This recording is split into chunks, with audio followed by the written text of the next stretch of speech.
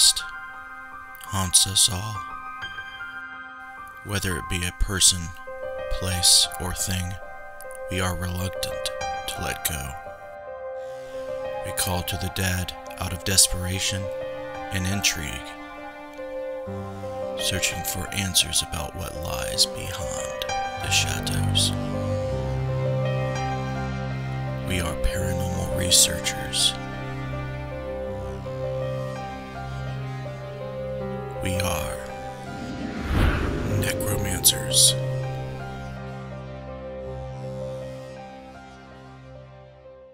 Hello, and welcome to the Necromancer Live Show. Once again, I'm your host, Justin Brown, and we're presenting episode 70 tonight with Jason Snyder. If you're new to the show, this is how we roll. If you have a question for our guests, please just write it down in the comment. We have chat moderators standing by to read out your comment periodically through the show, and we'll get it answered for you. If you want shouted out, all you got to do is comment anything, say hi, whatever, and we'll shout you out here in about 10-15 minutes after we get the show rolling. And please check out all the links in the video description. Jason's links are in there. Our links are in there. So please don't forget that. If you're on YouTube, please subscribe. Hit that notification bell. If you're on Facebook, like this video, share it, and follow the page. So let's go, guys. Girls, are you ready to roll? You ready? Okay. Let's read this bio. Let's get to know Jason before we have him give us his story. Jason is from Fort Wayne, Indiana. Okay. Since he entered into the paranormal field in 2006, Jason has been a writer, a public speaker, radio personality, event promoter, a paranormal investigator, and researcher with his team in the Indiana team for Anomalous research. Jason admittedly is always a skeptic first and a theorist second. Lately, Jason has been hosting several paranormal meet and greets and murder dinners across the Midwest, and will be making several stops this year on tour with Keith H., the rock and roll ghost hunter, in the series of public multi-state paranormal investigations. So, Jason, what's going on, buddy? Hey, brother. How you doing, man? Oh, well, like I was telling you before, I've been sick. I'm very thankful that the worst of it was over the weekend where I didn't have to talk on shows like this. So I'm on the back end of it. I'm blowing snot out of my lungs and head still a little bit. Yeah, me too, man. Me too, it's brother. that time. It's that time of season that we deal with that. So I met you a few years back. You were hosting the non-con at Post Town. I think what's her name? What's the chick that you took over for? I cannot remember her name. Danielle. Yeah, Danielle. Mm-hmm. And she was I just completely drew a blank on her last name too. Garrison. Danielle Garrison. Danielle Garrison. So I want to shout out her real quick because she's the one who invited me, and I'm like, okay, it's free. What the heck? We'll go network and meet some people, and I did. That's what they're good for. Mm-hmm. And I met you there for the first time. I got to see a lot of people that I've been wanting to see. Christopher Maggart I seen and met. I really like Christopher. I seen Keith H. there for the first time. You know, a couple people that I still interact with to this day, so it was memorable. And I went to a few others, and then we seen each other at the Hannah House event last year, which is a cool location, by the way. If they have another one, you need to go check that out. So here we are. We're going to talk about how I want to know how you got started. I want to know what kept you going and what keeps you going. So, first of all, how did you even get started in the paranormal? What interested you about it? Well, like a lot of other people, I just I had an experience when I was a child. In 1982, my grandmother passed away, not in our house, but she passed away from brain cancer. But she did spend her remaining, 6 months to a year with us. Basically, I remember just growing up bedside with her because I was, too young to go to school yet. But she passed away, and it wasn't shortly long after things started happening around the house. For me, though, I didn't really notice much of it. My parents and my older brother did. And I would basically catch just little bits and pieces of things that they were talking about. And then I woke up in the middle of the night and was up for a bit in my room, and then decided to leave and go out and use the restroom. I was walking down the hallway, and I had seen her. So that was, my very first interaction. It really wasn't much of an interaction. I was frozen stiff. But that was my first experience as a kid. And, you got my folks my mom's side of the family are all Italian Catholics. So, we're all big ghost believers in my family. So it was basically like dinner time talk for us. Mom lived in haunted houses. We had Baptist ministers in our family, my uncle, and him and his wife talk openly about the experiences they had while they lived inside the church. It just, crazy stuff. And, then from there, it was the thrill. As you get older, it's just the thrill of doing something creepy. And, and then you kind of get away from that life for a little while. My first paranormal experience was with a childhood friend who I'm still in contact with today. He actually had a paranormal team of his own.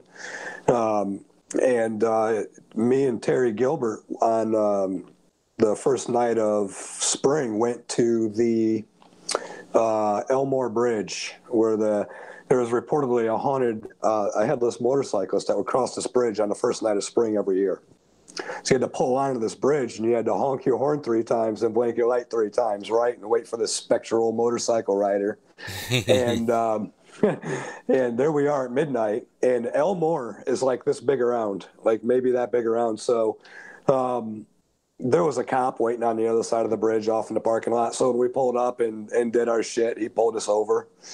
And I got a ticket for disrupting the peace. So that was my first ghost adventure, and I was 16 years old. So, like I said, after that, you get away from it. Life gets, you still don't lose the interest in it. But I never thought I was going to be a paranormal investigator, but I was then again the guy that read every book available in the library that I can get my hands on. And, I was just that person. And so as I got older, I just grew interest in it. But, I did some single stuff for a while, some solo stuff, and messed around here in Fort Wayne. And of course, at that point in time, there really wasn't anything going on here in this town, even as big as this city is. The community hadn't expanded that much. Where there's 6 or 7 teams here now, that really wasn't so much the case back then. So everything was kind of wide open, but nobody was really open-minded either. Right. So I just took some advice from a friend who said, you know what, dude, you should just form a team because you're too organized with how you do things. You need to do more with this because you got some really, really great angles about research. And so we did, and we formed a team, and that was In Nomine Paranormal Research. And I was with them for 2 years. And we left in July of... actually, I'm sorry, it would have been May of 2002. And then by June 10th of 2010, the Indiana team for Anomalous research was formed. But I was already speaking and doing an awful lot of, like universities and lectures and, things of that nature, at that point. That's really cool. So, yeah, that's cool that you were kind of like a lone, the lone paranormal guy in your area, around where in Ohio, dude, everybody and their dog's brother or brother's dog, however you say it, is a paranormal investigator. Right. And you got into it way earlier than I did, so that's definitely a difference too. Yeah. It didn't last long, though. It really didn't. It didn't last long. Oh, it exploded. Ghost hunters literally threw the proverbial shit at the ceiling fan, and it went everywhere, and it grew faster than any of us would have ever thought. So I always look at where people's from because Indiana is similar to Ohio, but it's way more rural, and it's way more Bible belty. in some regards. You know, not like the South, but it's like you said, it's a little bit more open to the paranormal and hauntings, because the quintessential haunted house is a farmhouse in the middle of a cornfield out in the middle of nowhere. And that's Indiana. Yeah, that's Indiana. That's all you see. You have Indianapolis, you have Fort Wayne, and then that's it. Well, and now too, in the early days, people really weren't too receiving of the whole idea of ghost hunting and all that stuff. And then it became kind of like a political thing for a little while here in the town. But, now we actually have one night in October called Fright Nights, and they shut downtown down, and they have ghost haunted attractions all around downtown. They got all the historical places open that were reportedly haunted. And then they have a zombie walk, and the zombie walk sees almost 10,000 participants every year. So, and then obviously coming up in 2020, there's a huge Fright Fest that's going to be hosted here. That's going to be one of your big heavy hitter cons, horror, paranormal. I got some really, really freaking huge names. So big shout out to Eric Werner right here in Fort Wayne for putting that together. But that's 2020. That happens right in the middle of Fright Fest downtown. So just imagine the mecca of paranormal and the horror personalities and everybody that's going to be here. I mean, it's going to be huge. So Fort Wayne has definitely come a long way. There's no doubt about it. I think everybody has. Right. I think, if you can get into the industry or the market, you definitely want to try to. It seems like it's doing a good job at funding and giving some revenue to historic locations that need it desperately. Yeah. And that's the thing, is making sure that those funds are appropriated, into those places, so you're not just lining somebody's pockets, because in the early days, a lot of people did that. And I ain't trying to say anybody does it now, but, Well, you're going to have that. You're always going to have it. You just can't, Okay, I got a question. Now, sure. When you gravitate to the spiritual and the paranormal side of things, is it because of morbid curiosity, or is it because it's got a deeper spiritual meaning to you? Are you trying to find answers spiritually, or you just got this, like, I just need to know what that crap that is? Both. I guess along with that, I got some morbid curiosity too. Yeah, I get it. Find me somebody in this field that's not the least bit macabre in one way or the other. You know what I mean? Right. Yeah, it's a bigger understanding of God. I come from a huge religious family, and but I'm an ultimate lover of science. Okay, so naturally those hit. So for me, that's a personal thing, is bridging that, and it's a very difficult thing to do. And where in my early days I felt myself pushing things out because I tried to put too much science into it. Now I find myself kind of shifting it back into focus, where now I'm accepting a little bit more of the spirituality part of it as well, knowing that it has to be a cog in there, right? It has to be part of that process. But where? So for me, besides the history, it's the nuts and bolts, but that's just the way I am about everything. I tear everything apart to see how it works. Right. What I'm seeing now is the things that science can't explain, can't tie down and label and measure and quantify are being thrown out of what is real, what is reality. Yeah. And you're seeing some of the mysticism and some of the spiritual aspects of our culture and society being pushed away much more rapidly and aggressively now. Even so in religion and theological avenues, you're seeing, and especially in politics, the left side of, the Dems are, it seems like it's being pressured out, like even God itself is trying to be smudged out.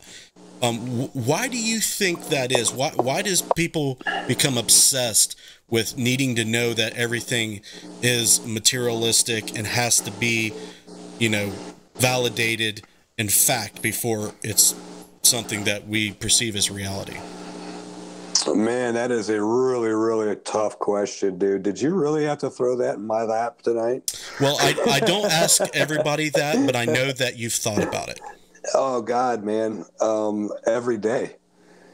Every single day. And that's the thing. I would be okay if I saw more people being those types of meticulous people, but I don't.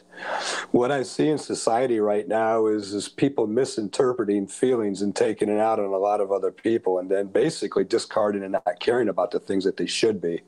Whether it's a process, whether it's a loved one, whether it's an understanding of mutual respect, it's so hard. And seeing this in such large form, obviously now because social media brings this into our laps every single day, it's really, really tough to put a nail on it, man. I don't really necessarily like where things are going with this world, and unfortunately, with it, everything else suffers. Morals lost, chivalry is dead. Where's the respect? And as far as people being passionate and having to feel that need to know something right now, is I just think that we as a society have been programmed to snap so fast and react to things. And it's almost kind of like a double back, it's really, really hard to put it in words is how it's in my mind. I don't know how to fully answer that, man. To be honest with you, I really don't. But I wake up every single day like everybody else, and I look at Facebook and I scratch my head. Well, I think what you're trying to say, there's value in being objective and rational and critically thinking, but there's also value in faith. There's value in some of the older aspects of our culture when it comes to going to church, establishing a spiritual community, hearkening back to, what your father and your grandfather and grandmother and the ones before them believed, and how it ties into who we are now, trying to detach and tear away and destroy those things the way I see them, tearing down fucking monuments and shit. Like, what the fuck? There's a problem. So that's why I kind of asked.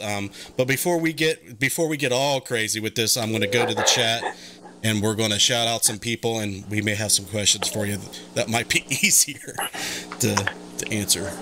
So let's get that rolling.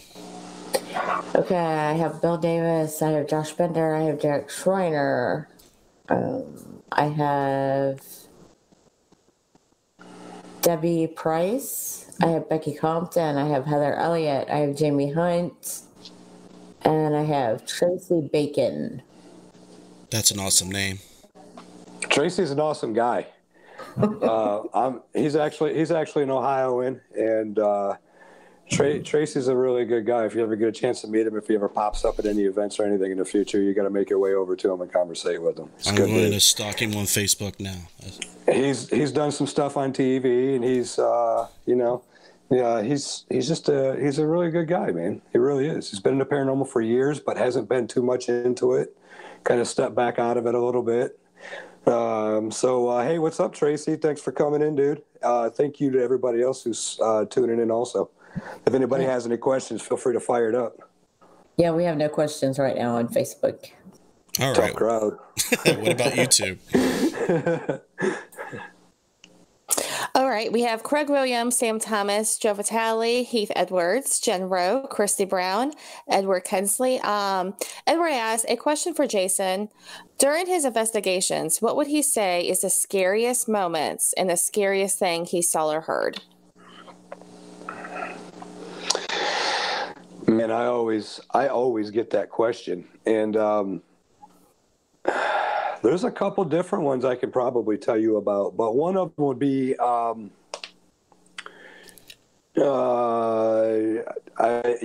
would say right here in Fort Wayne, there's a house on a road called Elizabeth Street. It's funny because I'm actually still in contact with these people, but they actually lived right across the street from a substation. And they had contacted us and said that, they had been seeing, shadows in the house for a couple months since they moved in, but now the kids were starting to have some, things going on. And so we went in there, and I don't want to get into the whole story because I could do an entire radio show on this place just on the claims and what had happened that night. But I will say this: we found a hidden room behind a panel wall that goes down. It was like you go down into the kitchen, you go down into these basement stairs, and behind the railing of the basement stairs, there's paneling on the wall. You take the paneling off, and it was actually a frame door, and you open up this door, and it opened up to this space underneath this house, which is one of the creepier things that we could think of. And but it turns out that the guy who formerly lived in the house was actually a prime suspect of a missing girl and several other things.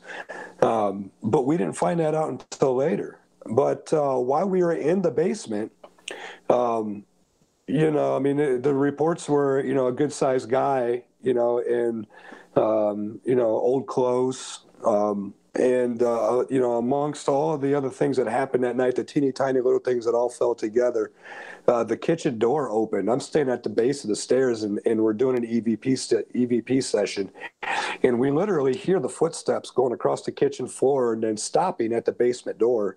The basement door actually opens as if somebody's getting ready to step in, and then we proceed to listen and see the stairway creaking as if something is walking, but there's nothing there. Okay?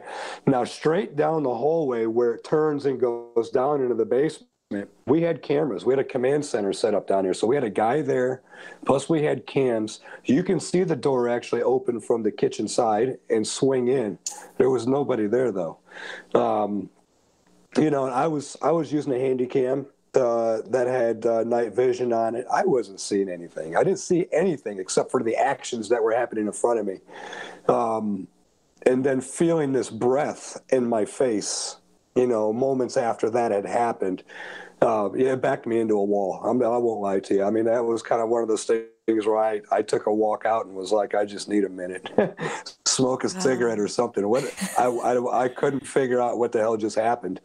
And that was in the earlier days, and like I said, I can do a show on just that house alone, but that particular moment was one of the times that literally freaked me out. I mean, freaked me out. And then we can get into all the abandoned places that we did as teenagers, young adults that were dens for Satan worshipers and all the shit that we got ourselves into as idiot youth, basically. We've been chased. We've been chased out of abandoned houses because we stumbled across things in the middle of the night, and it's not a good thing. Don't do stupid things. Stupid things will get stupid people killed. Play stupid games, win stupid prizes. Isn't that the saying? Basically, I mean, we were idiots. We were just complete idiots. So. Craig Williams has a question. This question for Jason. What made him believe in ghosts and the paranormal? It was an experience with my grandmother who lived in my house and spent her last dying months in her house. She actually passed away at the hospital. But she was around the house for, I'd say, about a year and a half before just suddenly everything stopped. But it was me waking up and actually seeing her in the house myself. And then it was, on top of that, it was just a barrage of things that was happening in my house with my parents. I was hearing my parents talking about things. They'd be sitting up at night watching TV, and they'd actually be looking down the hallway and would see a door open and a door closed, but wouldn't see anybody. And then as if somebody had walked up into my room, opened my door and closed it, like she was making her rounds and checking the kids. And they would watch this happen, often, and that's just where it went. And obviously, my family being believers, we talked about it a lot growing up. It's always been a part of my life. Sure. Val joined also, and Heath wanted to know, what is your favorite location to investigate? Oh, gosh. Waverly Hills. I really love Waverly. But before that, to be honest with you, it would have been the Indiana Asylum before they tore it down. That was definitely number one on the list. That place was so massively huge it could take you days to get around it. They opened that thing up there towards the end to anybody who wanted to do whatever they wanted to do there. We were crawling around in the powerhouse and in the power plant, and crawling around walking through the tunnels underground, and mounted cops would walk up on us and check on us. And they're like, "Yeah, well, as long as you guys aren't destroying shit, we don't care." So for like a couple months, right there before they destroyed that entire place, we spent 18 straight hours there and still didn't have enough. I mean, we could have went back over and over again there too. What is it about Waverly that you like? Everything. The history, its location. The history is the biggest thing. I'm a huge history buff. The first time I went there, it was unbelievably active. I walked out of an investigation at Waverly Hills the very first time thinking, I believe I've experienced everything that I've experienced. And you understand that I rationalize everything to a fault. My head was spinning for months. I mean, I had to go back. So we went back again the following year, not even 6 months later. And it was dead. I had no experiences there. And the crew of people that I had with me was kind of like, this pretty quiet place, So,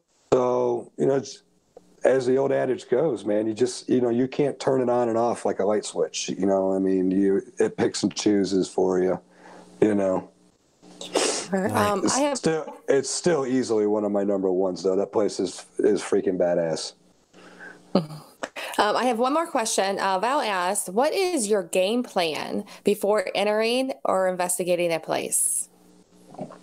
Well, it all depends. And if we're, if it's a residential client, there's a whole different set of rules. If it's a local pub or a building that we're going to do, it's a public place, so we kind of got the run of the mill. We're not so tight until we get in. When we're dealing with our customer, from the interview process to multiple interviews to scheduling the investigation, to showing up a whole day ahead of time and setting up our equipment. And, because one of the biggest things that really it's a pet peeve of mine is I said, with everybody sitting around talking about energy, and energy is everything in an investigation, this, that, or the other, and this is like pre-EM pump days. I said, why in the hell would we come in and do this walk through this house, raping the environment with our energy, opening and closing doors, setting shit up, and then expecting that we're going to get this house back to its most natural conditions? Because that's what you want. You want the house in the most natural state. Because 9 times out of 10, somebody hears something. A lot of times it's from their recliner watching TV, and they're experiencing it because it's late at night or it's early in the morning, and there's not so much going on. So my game plan always, you get in there early, even a day in advance, set everything up, and then have a game plan going in. Where are we going to start? We're not going to walk around and do another tour of the house that we've been into 4 times. But the game plan was different too when we were setting up a whole barrage of tools. So everything was always centered around that. But for me, the biggest thing is repeating the process in everything that we do. I'd like to be able to know that if I can hear my team doing EVPs, I can tell you roundabout where they are in their EVP session by what questions they're asking. You know what I'm saying? Right. So it's pretty tight. We just repeat as much as possible. You can't take the paranormal field into a lab. I've always believed that you just want to try to control as much of the natural environment as possible, since basically the house is your lab, So, that's the game plan. And then oodles and audio. Not so much video. We don't do a lot of photos, but we take a lot of notes. A lot of stuff on, we don't use a lot of tools anymore. We don't use a terrible amount of equipment like we used to. And much of that was paying for repairs of everything, and then spending the hours and hours and hours to, move it and set it up constantly. And we just weren't effective. By the time the end of the night came, I mean, we were just flat tired, burned out. 3 investigations a weekend, 200 hours of audio, 150 hours of video. Who the hell's got time for this? We got kids, we got businesses, we got families. And then it was like, hey, who wants to come over and listen to our shit and check our video for us, And, and I said, you know what, I'm getting too far past the research part, because all I'm doing is gathering data, and I don't know what the hell to do with it now. So what I did was I just started to revert back to my old roots. And, still, we have a process, but if I had to actually had my choice of tools, it would be a voice recorder and a tablet of paper. Now, you said something that was interesting to me. You mentioned that your very presence in a location disturbs the environment. Mm-hmm. What did you do to try to have the least amount of impact and disturbance in the location? Well, the first thing is you didn't have 20 people in a 1-story house. So your typical investigation, it wouldn't even always include all of your team members. And that's just the way it goes. I don't need 6 of us in the house tonight. I need 1 or 2 other people, and that's all I want. Set up early. Advise the homeowner, hey, look, this is kind of our belief. This is kind of our process. So I don't, try not to turn on any unnecessarily lights and opening windows and having any company over, because we're going to come in and we're going to do a lot of baseline readings. We had a lot of equipment too that we had set up to custom data logging programs for us as well. So I mean, you can tell. I can go in there and get a set of readings off everything, and you can tell if 100 people's been in that house. It's skewed. Everything's different. All your baseline readings change, and that was always my first thing. I don't know if it's all energy, but I can tell you that if it's a huge factor in this, what we need to do is we need to preserve the environment as best as possible. I mean, I learned how to manage like a house for a paranormal investigation by reading crime scene books, seeing how they do that, crime scene layouts and things like that. That can help you if you're looking to really get into the in-depth nuts and bolts of the technology and the sciences behind the investigating and all that. Interesting, yeah. There's definitely forensics involved. Absolutely. All right. Are we clear on YouTube? No, I have one more. Heath wanted to know, do you believe that a location can be investigated out? I do. I do. I've seen a few of them go flat myself. And here's the thing. There's a couple places around town and a couple places, out and about that I used to, and I've probably done, there are go-to spots. We need to have a place to investigate, but you wanted to investigate, or you were doing specific research because you knew it was an active location. We've gone to them before and investigated 5 or 6 times, and with great results on average. And then all of a sudden it becomes like a haven for investigating for like 2 or 3 years. And you go back through and you start investigating it again. And then over the period of another 10 or 12 investigations, it's a completely different place. And I don't know if they just leave, but it just seems like the entire environment's different, after so long. But that's an interesting thing for somebody to ask, because I've wondered that, and I would love the general opinion of the population of the field, and would love to hear what they say about it, to be honest with you.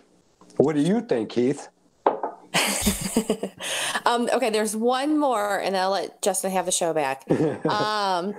Christy wanted to know, have you ever seen a spirit ghost without using equipment? Besides your grandmother. Yes, absolutely. As a matter of fact, you want to say, hey, show me a picture or a piece of video you've captured, a piece of evidence on, and there's nothing that I will show you out of everything that I've grabbed. I've had one piece of video, and I lost it. One piece of video back in 2008. But that was it. I mean, most everything else that I thought was anomalies, I've explained away. But I see things with my eyes, and that's just really great. And I don't have any type of a gift. I'm not a sensitive.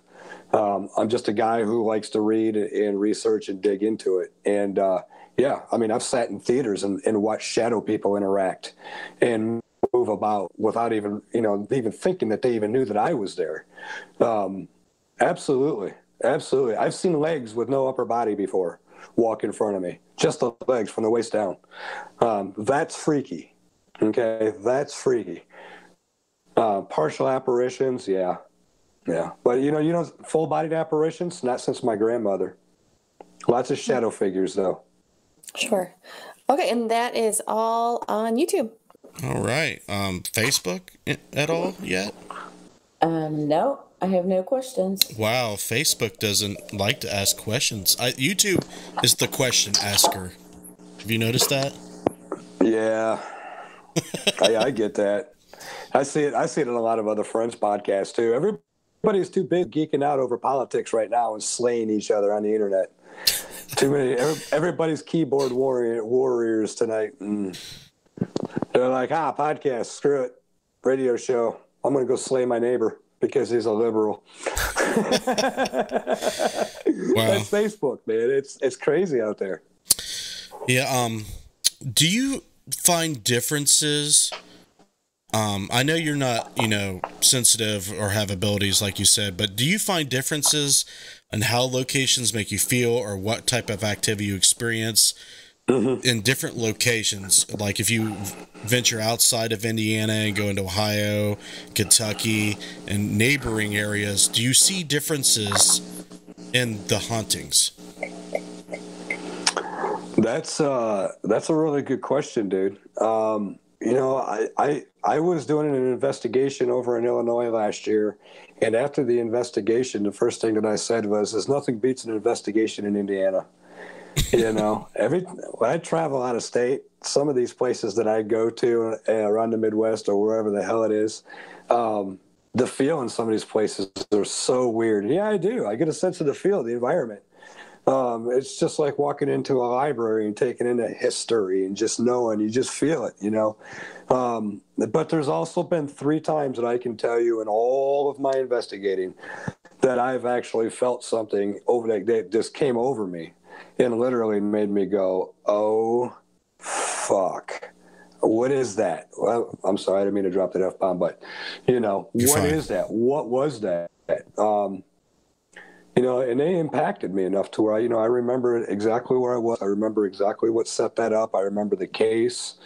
So yeah, it does happen. It does from place to place. I think separate places from time to time feel different. And yeah, absolutely, dude. That's a great question. What do you think?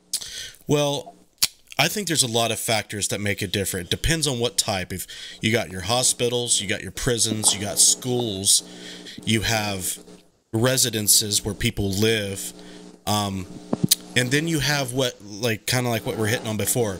If there's a place like Waverly Hills where everybody and their brother are going in there every day, spreading their energy all around, that is going to affect it. But why I asked you that question was I just wanted to know if the culture and the geographical location was a factor in what you would experience. You can get in geology and geomagnetics and stuff like that, terrain, mountainous terrain, flat land like Indiana, It feels like the energy and the feeling of it flows differently, and all the other little nuances, even psychosomatic things like how it makes you feel, from a psychological point of view, like how the history hits you, how you resonate with the story, all that stuff. I think it's all mixed in there. And I just wanted to know, if you kind of, differentiated between all those things. Yeah, I do. And it's a hodgepodge thing, especially like the way you describe that, whether it's a school or a hospital or an asylum, the energy is different, right? Just between those particulars alone, the energy is always different. And then, you can get into the fact that Indiana and Ohio is sitting on limestone. You know, and then you can go even further than that, and you go into ley lines. You know, if you want to go that far. You know, I mean, there's just. I still say it though, and I don't know if it's a Midwest thing or not, but all of us here kind of look like the Midwest is like the hub of paranormal activity. Yeah. Is it not? Some of the greatest stories and documentaries and some of the greatest places to investigate are right here, and you know, in the Midwest. And there's just something about it. It's almost like the belly of the beast, baby. Yeah, and that's what I'm getting into. Matt, he's from California. He said there's a huge difference in the activity and how it feels and what people report, what they believe, all the spirituality even, you know, what people believe in and what they emanate from them. You know, there's just stuff that science is just, it's not there. It can't quantify and measure how we can impact and perceive ghosts and paranormal activity. I mean, just shit happens, man. Shit flies across the room. There's no reason scientifically why that should happen that we know of. Science isn't there yet. But when you get into it, physics has to be applied somehow there. Mm-hmm. Oh, absolutely. And we just got to know where that comes in at. You know, you just imagine this. And I was just thinking about this. Imagine if you were going to travel all the way down to the deep south. Let's just say somewhere down in Louisiana, down in the swamps. You know, if you were going down to the deep south and, you know, what would be going across your mind, you know, you're pulling up into a place that's riddled with willow trees and cotton and shit hanging, vining along, you know, out in the middle of nowhere. And, you know, the first thing that comes on your mind is voodoo, in the history of voodoo and how wicked that shit is. Your whole mindset and everything has to change for an investigation like that, because we're not going in to look for responses from Uncle Harold. We really don't know what the hell we're getting into down there. Yeah. And voodoo is freaky, dude. I'm not going to lie to you. Voodoo freaks me out a little bit. Also, you can also bring up, you know, up here where we live, there's a lot of abolitionists in our history. Underground Railroad, you go down there, they were picking the cotton and being slave driven down there. Yeah. You know, the demeanor and everything was totally different. Yeah, so, you know, when people, they're nostalgic for reasons. And when you start digging into history and you start having some type of emotional response to it, what it means to you, if it's defining you as a person or if you're just trying to understand where we came from and where we're at now, I think that is part of the paranormal. That's part of why it manifests. It's part of why it lingers, because we can't let things go. Some things that we can't let go make them stay. And some things that spirits or people can't let go when they die make them stay too. Right. That part, you know, if we ever get to the point where we can bring science in and say, hey, why does that happen? I think it would be rad if it gets to that point. Yeah, something has definitely got to happen. You know, as far as the paranormal and advancement is concerned, there really hasn't been much advancement. And we can do a show all together on just ghost boxes and all this shit that people are using out there. And I mean, I don't really like any of them. I won't use anything that's suggestive, but I'll try it. I'll give it a fair shot, and I won't knock you if you're using it. But that's suggestive BS, and I want to believe that technology is there, but there's too many things behind the mechanics that make it impossible, in my opinion. You know, but I don't want to piss a bunch of people off. If I did, I'm sorry. Well, here's the thing. There'll be another phone app along soon. Yeah, there's ways to prove if there is manipulation happening, and people are really going that mile. And I did the same thing. I researched it. I used it, and then I you know, kept tabs on the skepticism that was being brought up with it. And I'm like, yeah, how do we know that it's not just pareidolia, or we're just trying to hear what we want to hear out of it?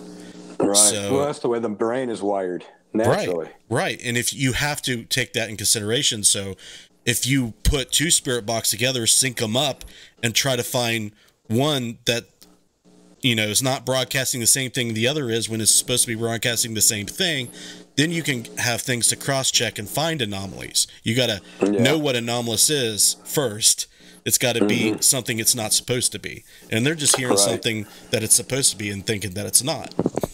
Yeah, it's the state of it. You hear long and you listen long enough, it'll answer just about any question that you want it to, as far as I'm concerned. But but that's just not me. I mean, like I said, a voice recorder. Give me an H24N Zoom. I like to use Olympus recorders. Tascam makes amazing equipment as well. I'm good with any of those. Seriously, $40 Olympus at Walmart. I don't care. I'm down. We just got the Zoom H6 and we got a bunch of wireless mics, and we got shotgun mics, and we just experiment with that thing, and the audio quality is through the roof compared to the stuff you started with. And yeah, oh geez, man. Yeah, even my H4N is wicked. Yeah. You said you got the H6. I'm just like, oh, that hurt. I live 3 miles from Sweetwater Sound. Oh, so, yeah. Well, they're coming down. On eBay, Josh Bender got ours on eBay, and we got it cheaper. So okay. Well, you can find deals. You can find deals on them where it's not so painful. Yeah, I don't pay full price for voice recorders. I just wait until you pop up on Craigslist for sale and shit when some musician's looking out it for some money and get it for half price if it's in good shape. So you can find deals. Those things are fabulous, man. Those are Mobile's recording studios. They're so awesome at what they do. Absolutely. I mean, here's the thing. Somebody says, "Can you have too much sensitivity while you're recording?" I'm like, "Yeah, as a matter of fact, let me show you." Because you literally you could, dude. I mean, you can pick up shit in another building over with those things. If you're not careful, Well, my favorite thing about it is it's got such detail and quality that the demon voices and the EVPs you thought were getting are not. You start to hear what they actually are. Right. Yeah. It sounds exactly what it sounds to you by ear, and you're like, "Where's my EVPs at?" Yeah. Yeah, that's always a great one. That stomach growl. Yeah, we're not being haunted by Satan. That was somebody's stomach. I can tell you right now. Absolutely. I know we have some questions on Facebook that I saw, so let's get to those real quick. Yeah, hook it up. Daniel wanted to know if you had ever investigated in Michigan. Couple places in Michigan. I haven't been to Michigan for years though, and it's 40 miles north of me. So, and I'm there all the time, but I'm never there to investigate. Shout out to the Southern Michigan Paranormals, Dan Hallroyd and all that crew. They're really great friends of mine from back in the day. But yeah, Crouch Murder House. If anybody's ever heard of the Crouch Murders up there, is a household where there was five people were murdered in cold blood in one night. And then subsequently there was some suicides there on the property after that. I don't remember the story because it was almost 12 years ago. But we went out there and investigated that house that night. And that was pretty interesting stuff. When I said that I saw the legs with no torso, that was at the Crouch Murder House in Michigan. My wife's dad sees that crap in his house all the time. Are you shitting me? That's to me, that's unsettling. Oh, he doesn't like it either. I'm like, look, just show me a shadow, a figure, a something, but not a pair of legs running across the floor. Yeah, it freaks him out. Walking. For sure. Yeah. I haven't seen no animal spirits yet, so... we hear them and feel them. Yeah? Yeah, they'll rub against your leg, they'll touch you, they'll scratch on the carpet, they'll move your curtains. You hear them, but you never see them. I've never seen anyone in our circles see them. Yeah, I've heard stories about people seeing them, obviously, but sure. Yeah, I think that was there more questions on Facebook before I get too diverted on something else? Yeah. Derek wanted to know, have you ever been forced out of a location by an entity and not been able to return? No. We've been forced out of a location by the shadiness of the resident. But I mean, yeah, and I won't go into detail about that right now because that individual may be tuning in tonight. But yeah, you have to watch out a lot for the residents. I've never gotten to the point to where I've ever felt like it was so heated in an investigation I had to get out.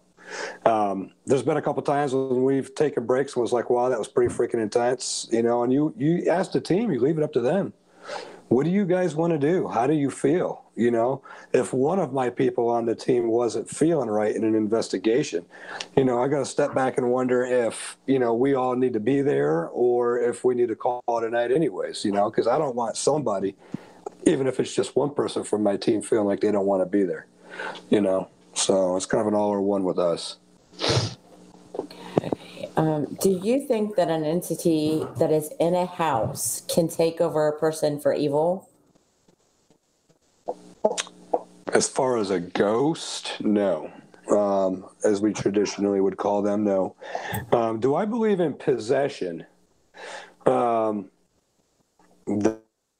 probably a better question, and that's a yes or no question. Yes, I do, and no, I don't. As far as a typical ghost, no, I don't necessarily buy it. I've never seen it with my own eyes, but you know, that doesn't mean that it doesn't happen. I know a lot of people out there claim they have it and they've seen it or they've known somebody who has been, but I personally know. I love that answer. I think that's all the questions I have. That was about as diplomatic as it could get, dude. I didn't give any certains whatsoever on none of that.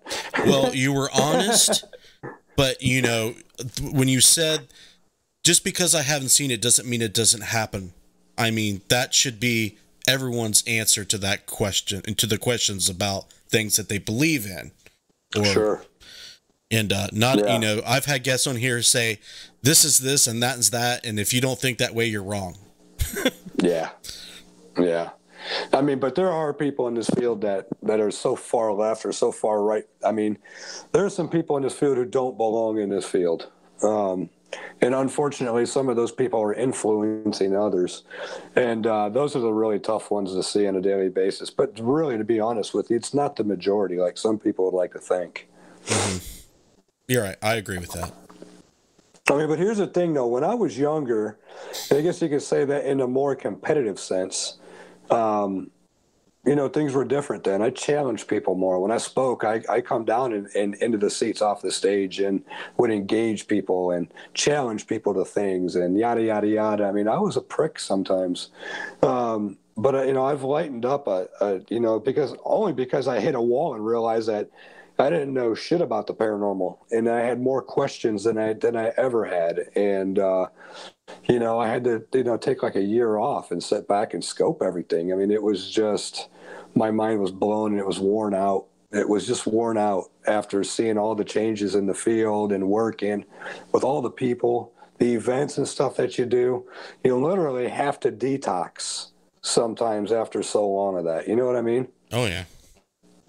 Oh, yeah. You know, so, and as far as the, you know, the events are concerned, yeah, Danielle Garrison did an amazing job on the Hannah House.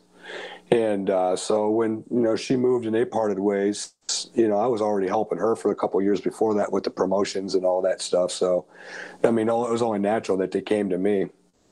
And but anybody who's ever worked with me, you know, I try to make a very, very organized event, you know, a good time for everybody, add extras for everything for everybody, make it family friendly, except for my murder dinners. Okay, dude, you got to come to a murder dinner. Well, I've been to dinner with a ghost type things, but never a murder dinner. No, sir. No, sir. You are the participant.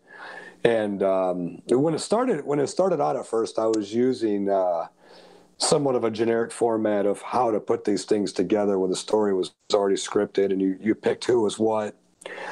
But now it's completely different. Now from the moment that you buy a ticket, which is like a month prior, that's when the ticket sales stop. Receive an official invite in the mail, and it comes with clues on things that you need to remember when you show up on the night of the murder dinner. And it's always in a haunted location. And you have to be 18 years old in order to attend this thing. because all the characters have been created by myself and a few other individuals who created the personalities, the personas of these characters. So there's now when you show up, you're completely in character, and you have to stay in character for the whole duration of the dinner and the game, because there is a winner. It sounds like LARPing to me, Jason. LARPing? What the hell is LARPing? Live action role playing. You ever play Dungeons and Dragons? Oh yeah, basically. Okay, but nobody knows what's going to happen, and I send them on these creepy little, you may have to go down in the basement of the Bel Air house by yourself and go look and find this clue while everybody's sitting up top. I found something in the basement of the Bel Air house. I found something in the basement of the Bel Air house. That's my favorite spot there. One of them. Definitely one of them. But, so that's it. And then, we always serve food. The food is always made from scratch. So you're getting like an Italian dinner or something amazing for dinner. I mean, it's a whole spread that we put in. One year, we spent $500 on just a dinner. Our whole entire budget went to food. Wow. So it's a good time. And then if there's a winner, the winner gets like a free walk on investigation, or you twist things up a little bit, and then you divide the group of people who just played this murder mystery, and you put them in a room and lock them in for a 60-minute escape room experience. That sounds interesting. I've never heard of that before. Yeah, dude, that's because nobody does it. Invite me if you have an event. Invite me, and I'll see if I can make it. It'll be later this year, probably October. Okay. So, man, I'm so busy. I'm so freaking busy in October, man. What's that? I'm so busy in October. I know. I'm super busy too, usually with these murder dinners, right. But it's all good. But yeah, you have to check it out, because then it ends with a paranormal investigation. It sounds like something I would like to film. Yeah, or you might. I'd invite you to film if you wanted to do it. It'd be interesting. It'd be kind of hard to do, though. I'm not gonna lie, it'd be tough to do. But we've gone live. Last year we went live and we ordered a pizza at like 1:30 in the morning, and they were like, we're ordering it to the Bel Air house. They're like, is this the haunted place? And they're like, yeah. So I hang up the phone. So the pizza man shows up and the house is all black. It's all dark inside of there. We just got done with this murder mystery. We're going to chow before we do this investigation. And so I threw a sheet over my head and answered it like Casper style. and then I told the pizza guy, I'm like, keep the change, you filthy animal.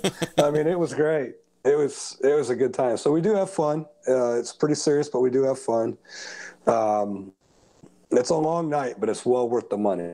And if you're one of those people who's not necessarily in the field and you're just there for the experience, you'll piss your pants. It's good stuff. Bring a diaper. All right. Well, Jason, we're winding down.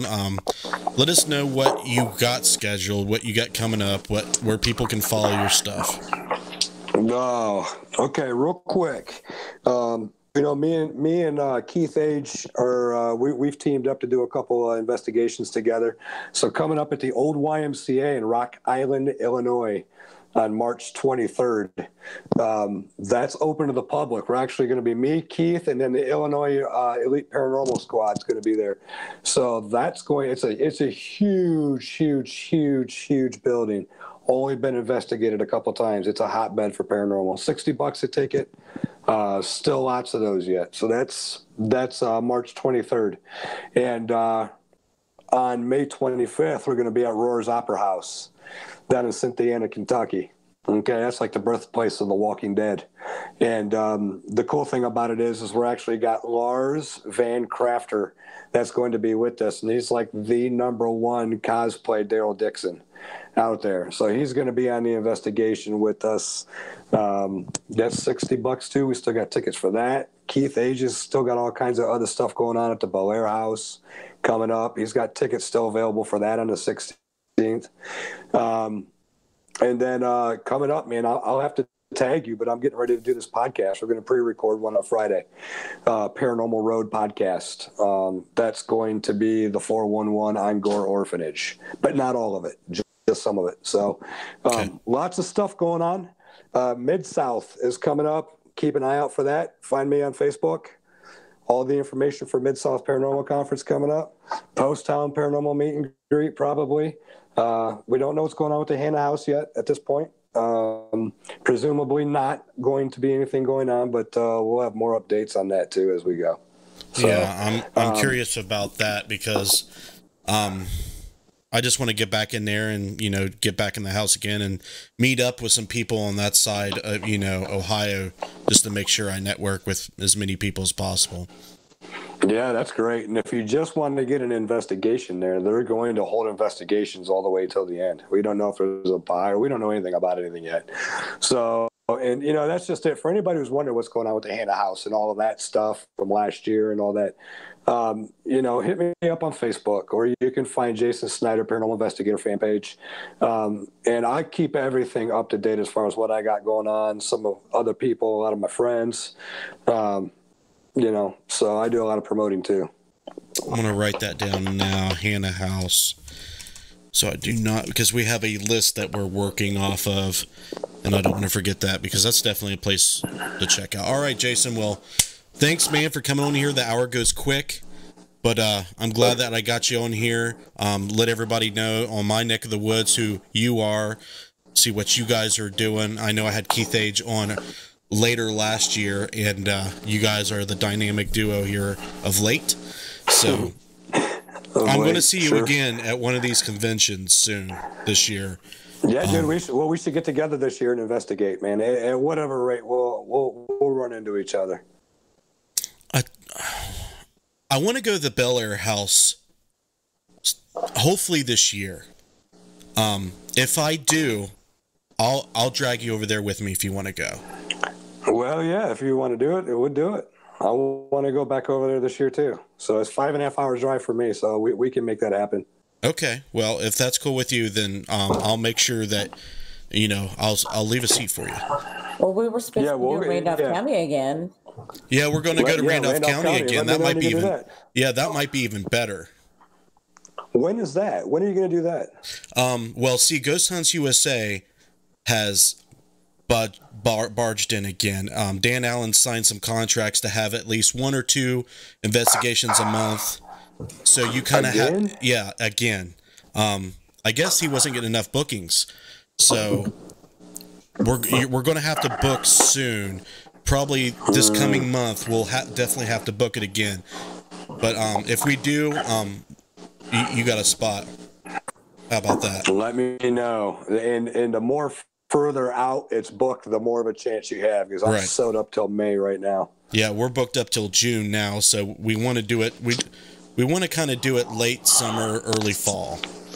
Oh, perfect. That would be great for a road trip down there. That would be awesome. All right, brother. Yeah, just let me know, man. We'll put that together. Thanks for having me on, man. You're welcome. You're welcome. You can hang out on the call if you want while I wrap this up. If you got to go, then we'll see you, okay? Yeah. Okay.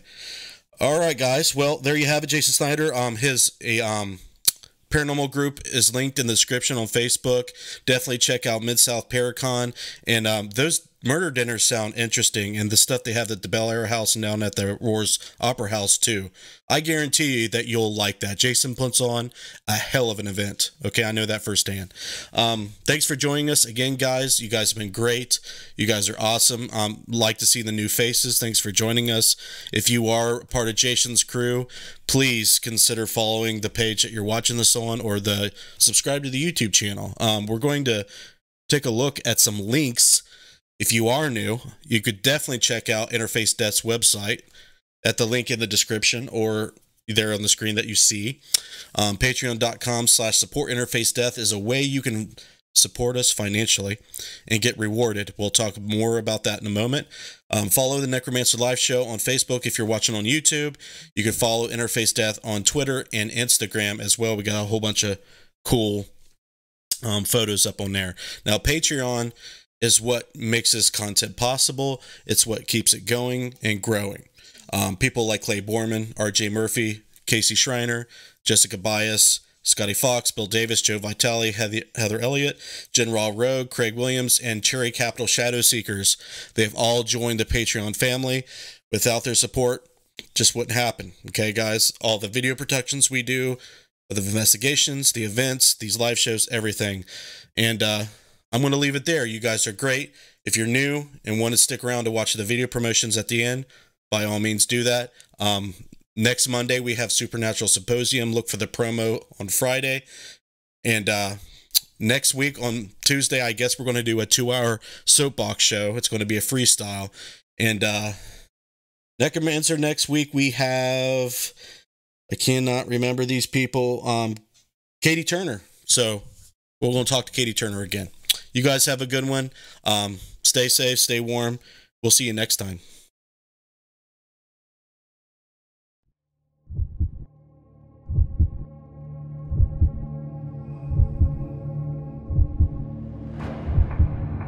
Do you have that drive?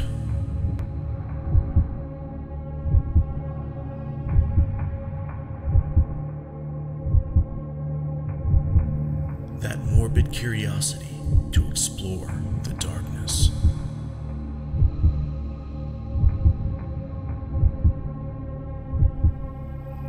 Do you have what it takes to brave the night? You do? Good.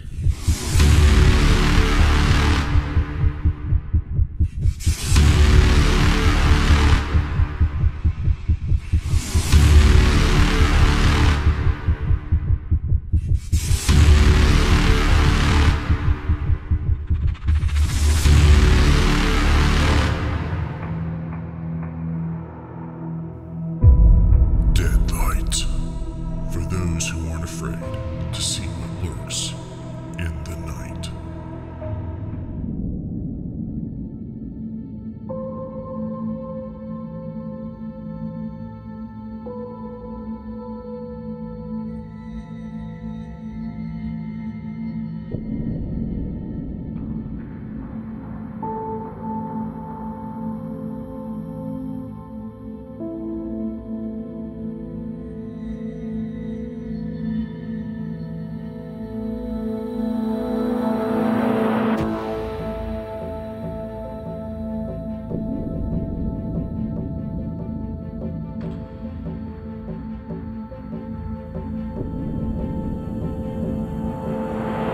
I can feel you still dreaming, teeming with eternal will.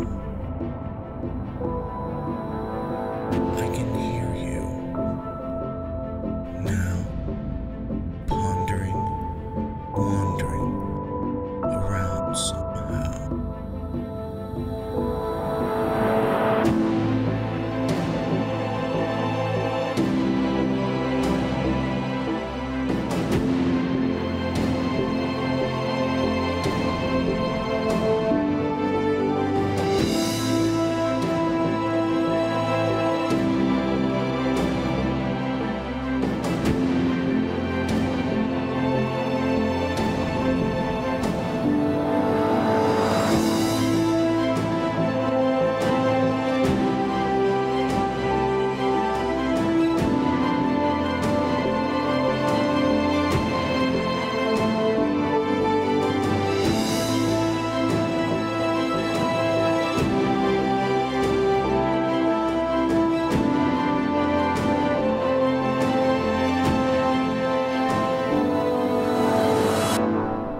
We know you're here. What was that? I heard it. That was downstairs.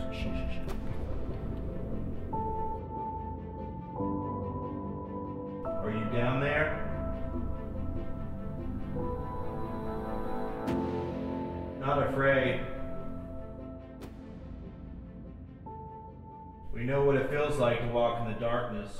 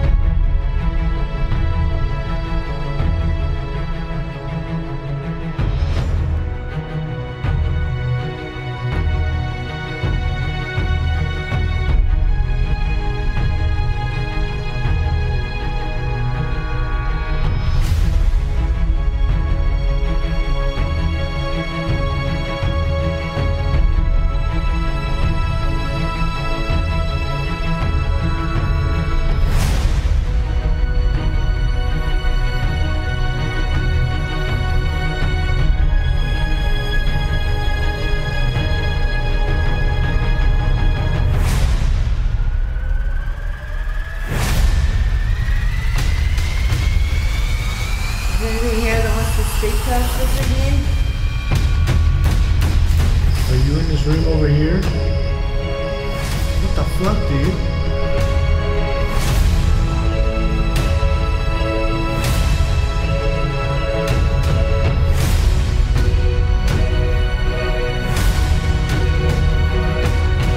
Whoa. That's weird. You didn't do anything, right? No, I just turned. Was Justin too close? No, No, he opened that door and it went off. Yeah, exactly. Did you just run out of there?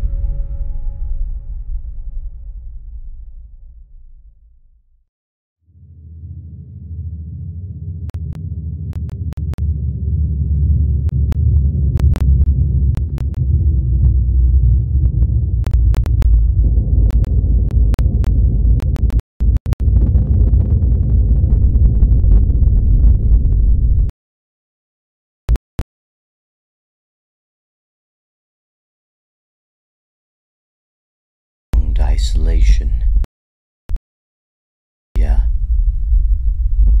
depression, helplessness, brain stimuli decreases.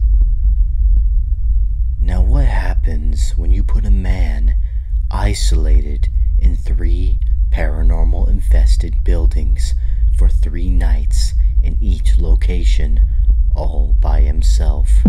No one to help me. No one to protect me.